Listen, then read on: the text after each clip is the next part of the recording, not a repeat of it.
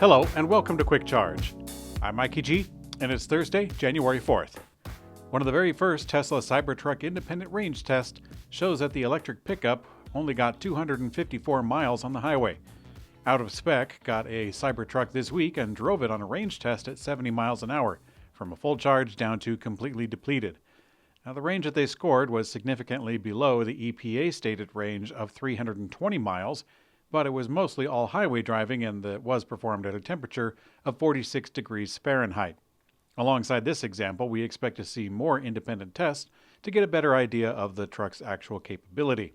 In the meantime, dual-motor Cybertrucks still have the 320 stated miles of EPA range, but maybe not for a few months when the temperature is still a little low.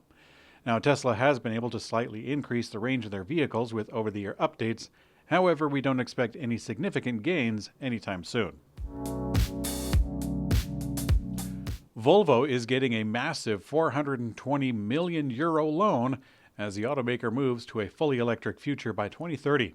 The funds are for Volvo to develop a new EV platform for its next-generation models, and the European Investment Bank, the EU's funding arm, has signed the €420 million financing agreement. Now, the project is expected to result in, quote, even safer and more sustainable EV technology. This, according to the EIB. This includes faster charging and reducing the vehicle weight.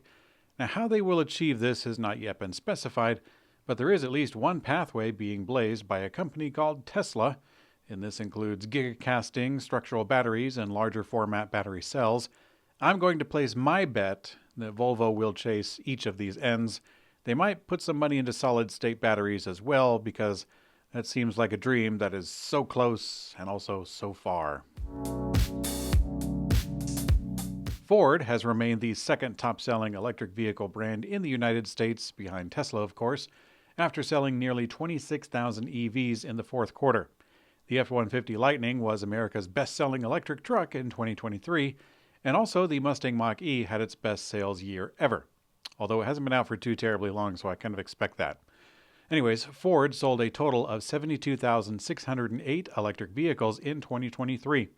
After the electric truck sales soared nearly 75% in the fourth quarter, Ford's F-150 Lightning became the best-selling electric truck, but also the Ford Mustang Mach-E was the second best-selling SUV with 40,771 units.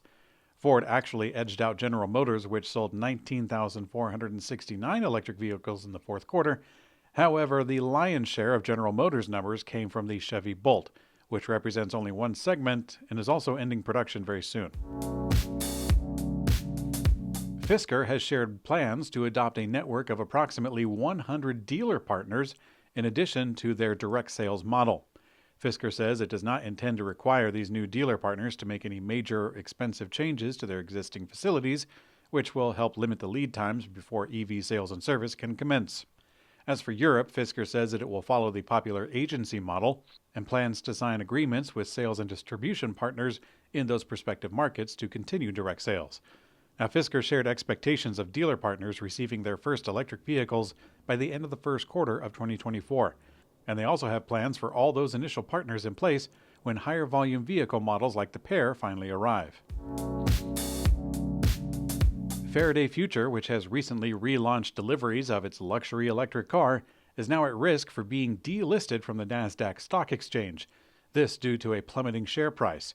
Currently, the company is delivering its new FF91, its only model, which is starting on May 31st.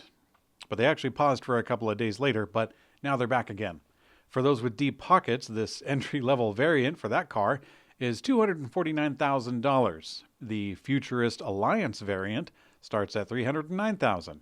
I think I might buy two of them. One for the weekdays and another one for when I have to run away from the repo man. But the vehicle does have a top speed of 155 miles an hour and a 0 to 60 acceleration in 2.3 seconds. Also has a range of 382 miles, so I might be able to make it. General Motors' joint venture in China called SAIC GM delivered over 100,000 EVs in 2023, more than doubling from the previous year.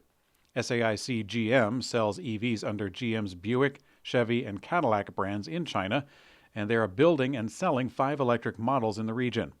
With 18,911 EVs handed over in December alone, the company saw a 312% surge in deliveries. The real winner here is SAIC, which also has a joint venture in China with Volkswagen. The company has now sold over 10,000 ID electric models for 6 consecutive months. Okay, in today's international arrogance news, a country called Italy is pumping a ton of money into electric cars. Bloomberg reports that the Italian Industry Ministry is weighing a plan to sink 390 million euro dollars. Now that's really weird because I didn't know that Italy really had any industry or exports. Now the money being discussed includes an incentive of up to 13,750 Italian dollars. To qualify, Chef Boyardee would need to earn less than $30,000 a year to replace an older car made before the year 1997, or the equivalent year or whatever calendar they use over there. Now, despite surrounding the most EV-saturated country on the planet, EV shares in Italy are only 3.9% of the market. In fact, legacy automakers are pulling back on their EV initiatives due to worries at the slow EV uptake.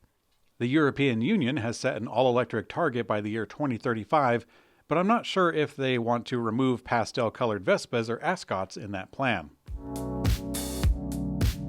In today's community comment found on YouTube, most of you enjoyed yesterday's arrogance news on France, and it just so happened that Italy was covered today. I don't think I'll be doing this shtick very much because the joke of an arrogant American who sees countries as being all the same winds up having jokes that are all the same too. Therefore, I won't be doing this, and now at least I know you like having jokes put in the news. Kind of makes me wonder if anyone has done that format before, of putting jokes in the news coverage. Probably not. Thanks for watching Quick Charge. I'm Mikey G, and I hope you have a great day. Thanks for watching Quick Charge by Electrek. I'm Paul G, and I hope you have a great day. Mommy's going to be so surprised, isn't she? Probably.